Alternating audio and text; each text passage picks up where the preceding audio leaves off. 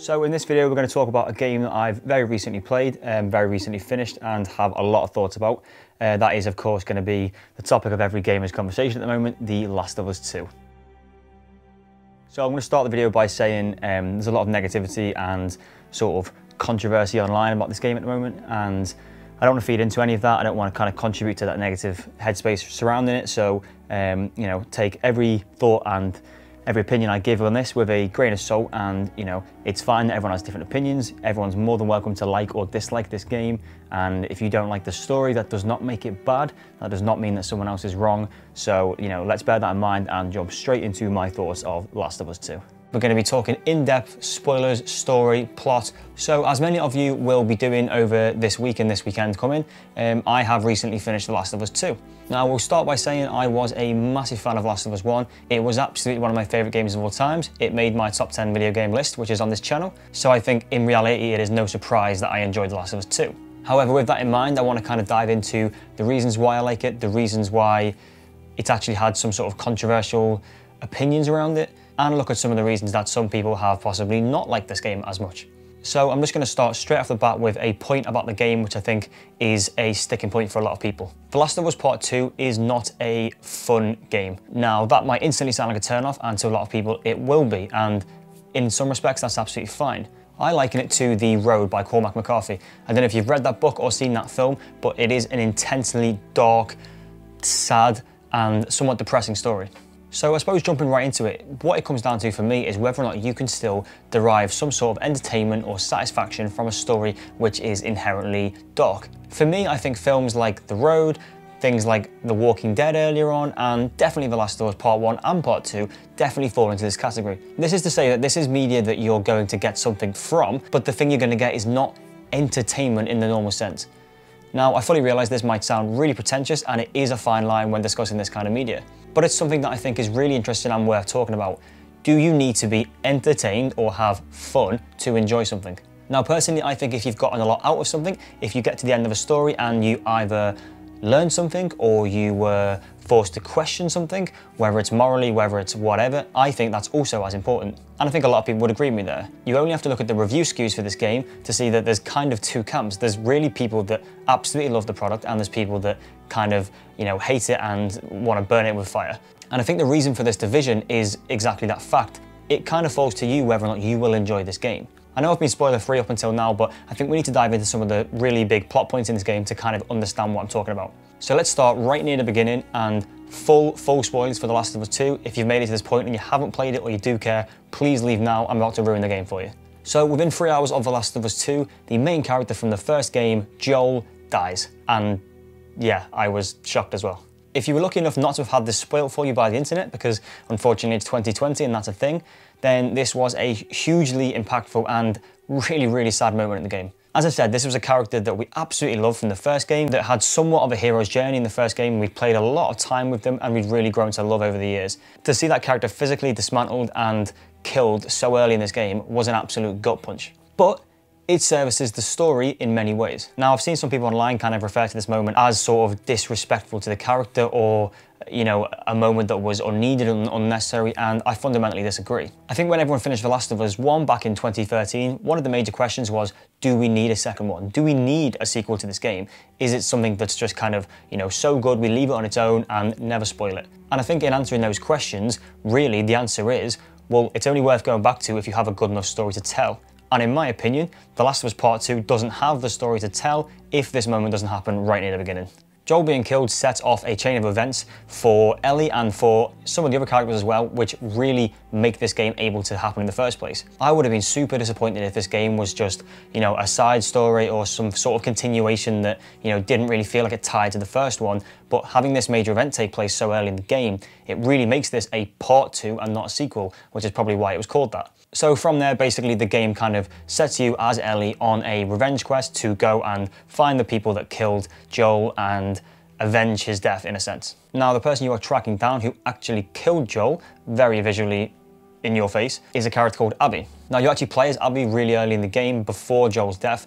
You take control of her for a few sequences and, you know, you kind of get in her headspace. So it is absolutely deemed a betrayal and a massive shock when she is the one that then goes and kills Joel. But this is where some of the kind of story consequences come into place for me. and I'm a little bit confused by some of the outrage of this. So I'm going to state my opinion quite firmly, and I understand everyone is welcome to disagree. At the end of The Last of Us 1, Joel Miller is not a good guy. Joel goes on a hero's journey through The Last of Us 1, from losing his daughter in the beginning and finding this surrogate daughter in Ellie and, learning to protect and love again with Ellie. That hero's journey is reversed at the end of the game when he makes a decision which not only is against what Ellie wants, but is in no short terms bad for humanity. Now, don't get me wrong, it's a later decision. It's one that I think a lot of us might have made, and I don't think you'd be at all remiss if you actually thought that that might have been the right decision in that scenario, but it was not a good guy decision. And that decision is what leads to Joel's death. The reason Abby wants to kill Joel is because he killed her father in amongst that exchange. So already at this point, you kind of already have a justification for why Joel was killed. Now, where it gets really interesting in The Last of Us 2, though, is that you don't get that justification until slightly further into the game. The narrative structure is not linear, it's actually broken down in essentially two halves. So you play the game as Ellie, and you play about half of the game like that. You hunt down all the people involved with killing Joel, and then you actually find Abby again. This is where the game then flips back around and puts you in Abby's shoes and essentially makes you do the same 3-day period that you've just played as, from Abby's perspective, kind of seeing the events on the other foot. This is where I absolutely do agree with some of the criticism of the game. This section is paced slightly worse from the beginning, and I think when you first switch to Abby, there is absolutely a feeling of, I don't want to play as Abby for a long period of time. At this point in the game, you see her as a bad guy. She is absolutely an evil character. She is someone that's killed Joel, killed other friends of yours in the game, and there was no real appeal to playing as her. But this is where Naughty Dog's narrative strengths really come into play. Within even a few hours of playing as Abby, you're already starting to peel back those expectations and actually understand her as a character and her motivations in what she's done so far. The main thing in this game that really impressed me is that so quickly you can actually identify with Abby and with her story, even though she killed Joel. And the game is expressively trying to get you to do that. It's very clear, as soon as you're given control of Abby, you sort of go, oh, okay, they're gonna try and get me to feel for her. And at first, I admit that felt a bit jarring, and I felt a bit like, I don't want to do that and I don't care. But that's the power of the storytelling, where they can actually make you do that over time. And I think that in itself is a fundamental win for the game. It's not a new device. There's TV shows that have done it, and there's films that have done it, but if you can completely flip-flop a character's perspective to an audience, it is impressive. Think back to Jaime Lannister in Game of Thrones. Goes from a really, really nasty, evil character in a few seasons to being someone that we actually kind of root for, and a lot of people would be very happy to see win. But I think actually Jaime Lannister is a great example of my point, because Jaime Lannister is not free from consequence of his own actions. The story doesn't follow Jaime as a good guy from that point onwards, and he still makes bad decisions, and decisions that the character would make, not the plot. And in the end, this leads him back to being a bad guy essentially and dying in a pointless way, which mirrors a lot of things that happen in The Last of Us. It's a very similar storytelling device. So it is interesting to me that people were almost unanimously on the side of Jaime Lannister by the end of Game of Thrones, and some people are so averse to the idea of, getting on side with Abby in this game. This is where I do call into question how many people have actually played the game and not just heard the spoilers and seen the plot unfold. But anyway, by the time you catch back up to the kind of present day storyline, as Abby, you then actually go into a confrontation with Ellie, the other main character, from Abby's perspective. And this is one of the points in the game which I think was done so fantastically because you are uncomfortable. You as the player don't really want to do what the game is trying to get you to do, similar to the way the end of The Last of Us 1 finished for a lot of people. It makes you go for a fight with Ellie where you are essentially trying to kill her. Towards the end of this fight, you have Ellie's girlfriend Dina in a life or death position. You have a knife to her throat and you are ready to kind of, pull the trigger. When one of the other characters, Lev, that's been with Abby for the whole time you've played as her, comes in and says, look, too much, stop. And she puts her knife down and she leaves. This was the first point in the game where I actually started to empathize more with Abby's character than with Ellie's, and I think this was intentional. The fact of the matter is, at this point in the game, Abby has now been talked down from committing another heinous act, whereas Ellie has not been able to be. Both characters have been on these kind of killing sprees, and they've gone and kind of seeked out different people that they feel deserve revenge. But this is the first time really that you see someone be pulled back from the edge. And it's Abby, not Ellie, that you do that with first. For me, that kind of separates the characters at this stage. So then anyway, it gets left there and you then jump to Ellie and Dina back at the farmhouse of their dreams, which they talked about earlier in the game. And you get this really, really nice, wholesome scene where they are at the farm together. Dina's had a baby, so they're now essentially a small family unit, and life is grand by the looks of things.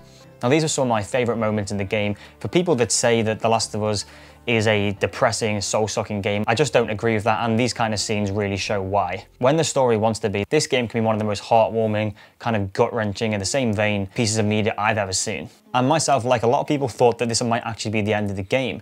As un-Naughty Dog as it would have been, this was an end point. It could have been for the story at least. But this is all quite quickly kind of broken up when you kind of experience some flashbacks and some kind of PTSD as Ellie, and then Tommy comes in and tells you he's found Abby, he knows where she is. Ellie is essentially drawn into the perspective of needing to go after this revenge again, even though that journey has kind of come to an end. Now for me, this is one of the strongest scenes in the whole game, and in any video game, to be perfectly honest. When Dina is pleading with Ellie not to go, to abandon this revenge story and to kind of just accept being happy, I've not seen many moments in any medium of entertainment which really pulled at me in that way. At this point in the game, you've been through 20 to 25 hours of senseless violence to a degree, revenge from both characters going after things that bring them no joy in the end and really put them in a worse position than they were in the first place if they just left things. And to have such a positive character like Dina really kind of trying to pull you away from making that decision was a fantastic moment in the story. But Ellie believing that, you know, going after Abby and kind of putting an end to the Joel situation is the only way to get past her demons and her PTSD, she decides that she's going to leave anyway and she's going to go after Abby.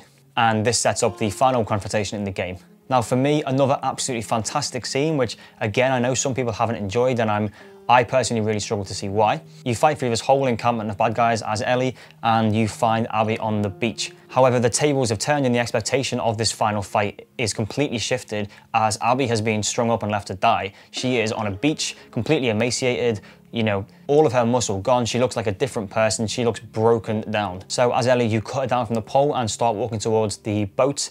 Abby is kind of, you know, willingly helping you in this situation, saying, you know, there's boats over here, let's go, let's kind of put an end to this and leave. And just to mirror the end of the first game for me, you then get pushed into a position where you have no control over what happens, and the main character makes a decision that a lot of players, myself included, just fundamentally disagree with. You get both characters walking separately towards separate boats, and it looks as though, you know, they're gonna leave, they're just gonna leave together and kind of put an end to this violence, when Ellie decides that that's not enough for her and that she needs to finish this revenge. Now, there's a few great moments in here where Abby is saying, you know, we're not gonna do this, I'm not fighting you, we've been here before, essentially kind of putting across to the audience that there's nothing to be gained from this fight, that them having this confrontation is not going to help either of them. I feel like at this point, Abby already knows and understands this, as she did back in the theater halfway through the game, but Ellie is yet to kind of learn about this revenge process and how empty it really is. So then Ellie threatens to kill Lev, and they get into a fight, and this is the final confrontation in the game. Now again, this is one of those scenes where it's fascinating as a player because you are playing as Ellie and you are trying to kill Abby, and you are still on the stick, so you're still pressing the buttons at this point and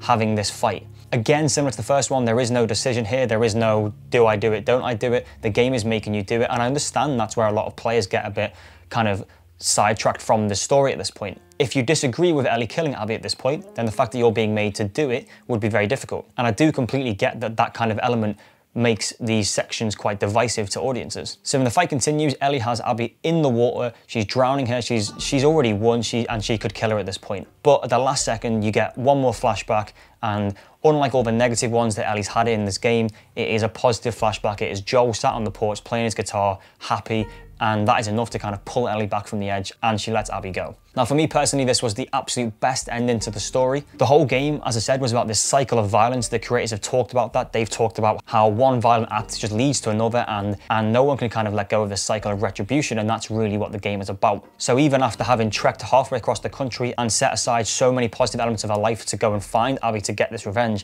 the fact that she finally realizes in that moment that it's not going to be what she wants and that the revenge would be empty for her, I think was a really powerful moment. Now I've seen some people online talking about how this kind of nullifies the game or makes the ending pointless and there's no satisfaction in it because she doesn't even kill Abby in the end, and I'm absolutely baffled by that point of view. I think where the issue might come from is that a lot of people play games and they kind of expect a standard game and a standard narrative from a game. So you have this hero's journey, as I said, and then you kind of set out to achieve whatever the game is trying to get you to achieve. And this game kind of flips that on its head and has you as the main character lose everything, to be honest. You don't get the retribution you were after, you lose the family that you could have had, you have lost multiple family members and friends along the way. But for me, that really hammers home the point of this game and the point of the story and what it's actually trying to say. And I think if you missed that and that's not what you took from the ending, then I sort of question whether or not you're looking at this too much like any other game and not like the kind of higher art that it's meant to be. I know that sounds pretentious as all hell and I fully understand that, but this is not Mario Kart. This is not